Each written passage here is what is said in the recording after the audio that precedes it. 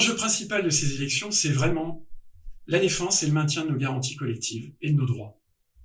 Ces élections, elles vont mesurer la représentativité syndicale de chaque organisation syndicale dans l'organisme. Le syndicat qui fera 50% ou plus lors de ces élections pourra signer un accord d'entreprise sans que rien ne puisse s'y opposer. Ça n'est pas un détail. En effet, depuis les ordonnances Macron et la loi travail, ces accords d'entreprise, ils peuvent être inférieurs à la convention collective, au code du travail. Par ailleurs, il existe aujourd'hui de nombreuses pressions pour remettre en cause dans les organismes les accords locaux, notamment les accords d'horaires variables ou les accords RTT. Avec Force ouvrière majoritaire, vous aurez un syndicat qui s'est opposé aux ordonnances Macron et à la loi travail et qui jamais ne signera un accord inférieur à nos droits.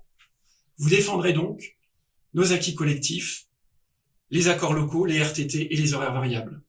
D'ailleurs, au cours du dernier mandat, nous avons refusé de signer un accord proposé par la direction qui portait sur l'introduction de CDD de mission à la CAF.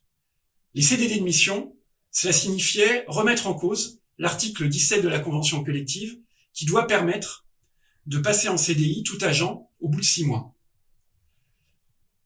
Remettre en cause l'article 17, c'est